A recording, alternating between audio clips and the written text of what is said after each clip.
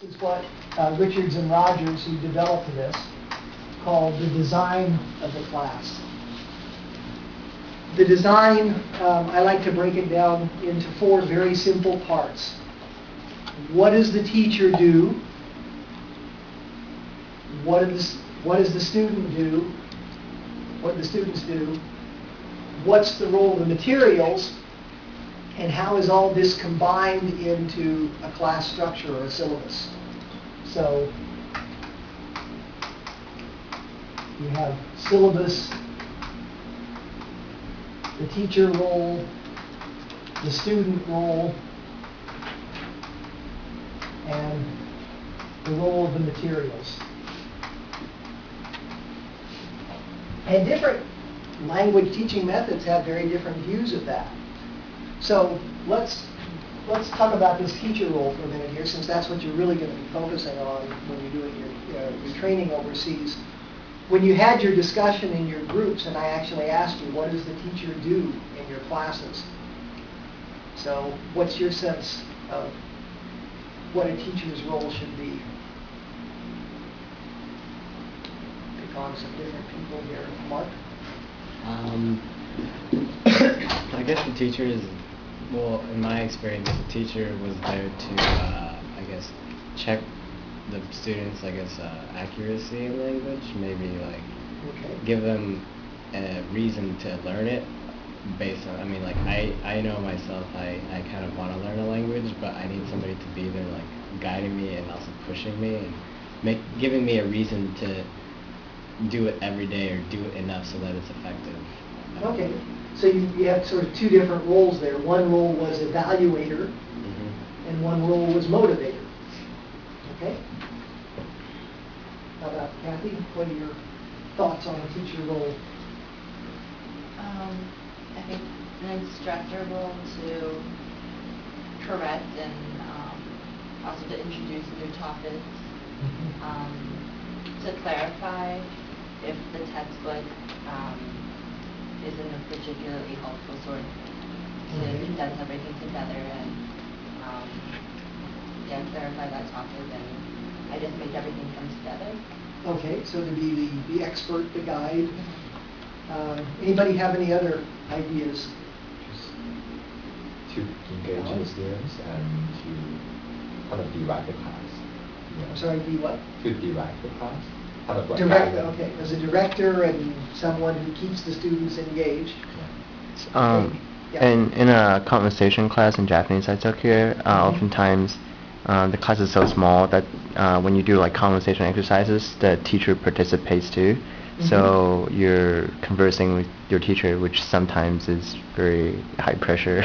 Okay. No, that's another good role. That's the co-participant role. And often teachers are in a small class are put in that position. Or some teachers want to be in that position. That's their philosophy. Some teachers are quite distant from the students in the sense, you know, they want to be seen as the authority. There's a phrase that I hear at conferences these days, sage on the stage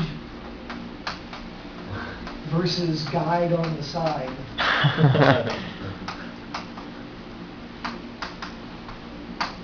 And contemporary language teaching is very strongly in the second domain.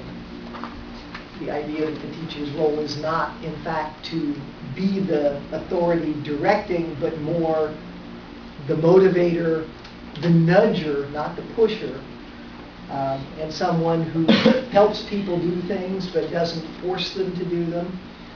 During the 1980s, there was a big thrust of humanism into language teaching, and it's partly because of what language is. Language is different from all other academic pursuits in that it's something that people who don't go through academic settings but they're in the native language, they pick up automatically. It's part of language, your first language at least, is part of the human condition in ways that, you know, chemistry isn't. And so taking a general education approach and saying, well, that works for, it works well for, for math, so it should work well for teaching a second language. It doesn't really work that way. Having said that, there are educational theories and practices that have had a lot of influence on language teaching as well. But whatever you decide here, you should be aware of what that role is for the teacher. In terms of the syllabus, I asked you how was the textbook structured, and several of you mentioned it seemed to be kind of thematic. Where does the grammar come in? Where does the vocabulary come in? What else is going on in the textbook? There are different approaches to a syllabus.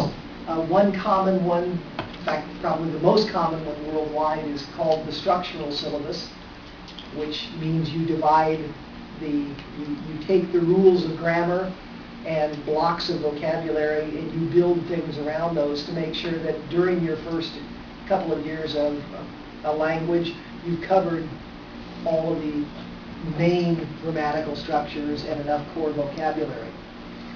How you do that in addition, you may put in themes, you may put in cultural information, but the basic structure of the course is determined by, I want to make sure that we introduce the verb be in the first chapter.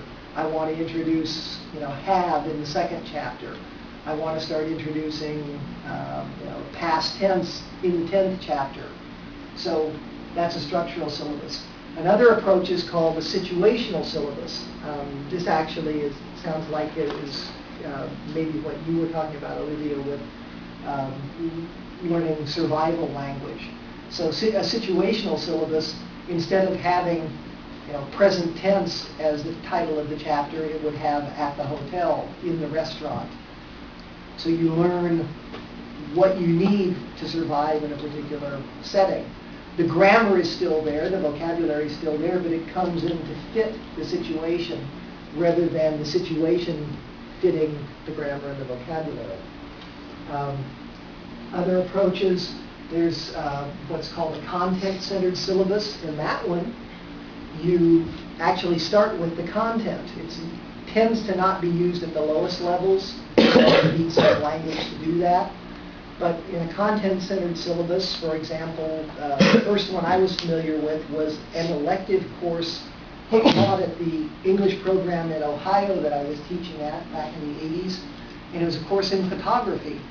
And basically, you were a bunch of language students, English students, learning photography at the same time you were practicing your English. So you were learning lots of things like locations, doing a lot of work with prepositions and so on. You were also learning the technical terms, f-stop and so on. And you would go out and take pictures, you would describe your pictures, you put together a portfolio. But there was an English teacher leading the course, and English instruction was an important part of it. So that's another approach. A lot of courses these days use what's called a task-based syllabus. A task-based syllabus says, what do we want students to do with the language?